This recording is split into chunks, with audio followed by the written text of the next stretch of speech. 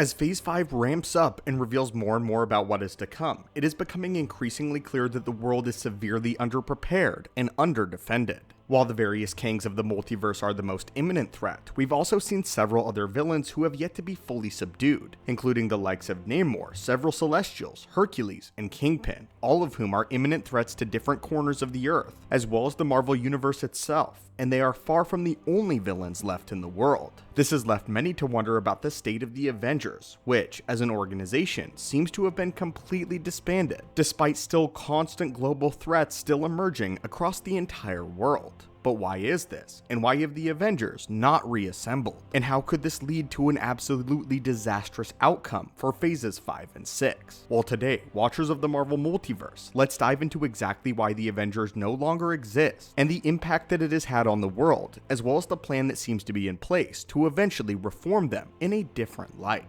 The primary reason why the Avengers no longer exist comes down to two primary factors, those being funding and leadership. First, let's address the issue of funding, which seems to have died with Tony Stark after the events of Endgame. While Pepper Potts currently runs Stark Industries and could provide funding for the team should she choose to, it was Tony's ingenuity and brainpower that was actually putting the funding to use. He was the architect of the Avengers Tower and the upstate compound as well, including the Quinjets, gadgetry, and armaments that the team used throughout their many adventures and battles. After the fall of S.H.I.E.L.D. and the Winter Soldier, this responsibility was shouldered onto Tony Stark alone, who designed the suits, gear, transports, and everything else that the team used as a unit. Tony Stark was the Avengers. While Pepper could certainly fund the team, she could not customize the equipment to make the same degree that Tony would have had, and the same impact. The second factor, and maybe even more importantly, comes down to leadership, as the primary roster of the Avengers, and specifically the original 6 Avengers, is in utter shambles. The primary trinity of the Avengers team, that being Tony Stark, Steve Rogers, and Thor, are all disbanded, with Tony having met his end already, Steve living in quiet retirement, and Thor no longer on Earth. Even aside from this, Hawkeye has made it apparent that he is seeking out a life of similar retirement after Natasha's death on Vormir, leaving Bruce Banner as the only active former Avenger, lest Clint be drawn out of retirement yet again.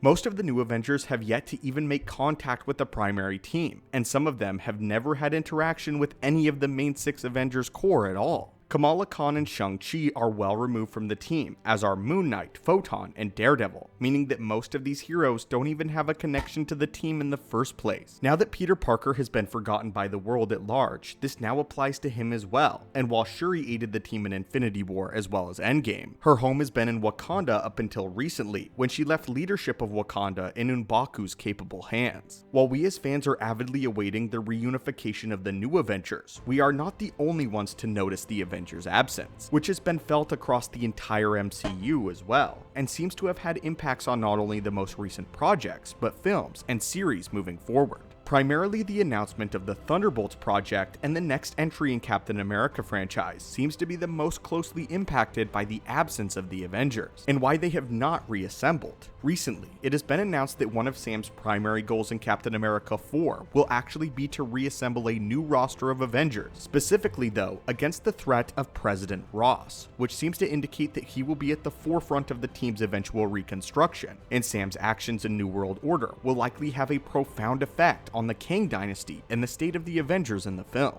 If Sam is leading a new segment of Avengers, then they will likely be some of the first responders when Kang ultimately arrives in 616. We also have reason to believe that the Thunderbolts will be impacted by the Avengers' absence as well, and the Avengers disbanding might have actually been the reason for the Thunderbolts initiative in the first place. The governments of the world know that their primary superpowered fighting force is no longer active, potentially starting with the Thunderbolts as the US government's answer to the Avengers. Thanks to Val's dialogue with John Walker during the closing minutes of Falcon and the Winter Soldier, we know that the Thunderbolts will be much more morally ambiguous than the primary Avengers team. This seems to indicate that they will be willing to take a grittier approach to this so-called heroism, acting on behalf of the government as an entity rather than serving what is right. The Thunderbolts might even invite the formation of other teams as representatives of other nations across the world. Perhaps Canada's Alpha Flight or Russia's Winter Guard will be next to make an MCU jump. We know that 2 members of the Winter Guard are actually already active in the MCU, with the first being the Red Guardian himself, who is currently on the Thunderbolts roster, and the second is a mutant by the name of Mikhail Ursus. who was first introduced in the Black Widow movie as nothing more than a fleeting cameo, with significant implications for his future involvement if this idea actually comes to fruition. As of right now, the very few plot leaks regarding the Kang Dynasty seem to give us a general idea of who might be involved in the reconstruction of the Avengers. One fan favorite rumor is that Sam Wilson and Shuri will be among the first wave of defenders against Kang, protecting Shang-Chi and his 10 rings as Kang invades. This lends evidence to the idea that Sam will be at the helm of the Avengers reconstruction,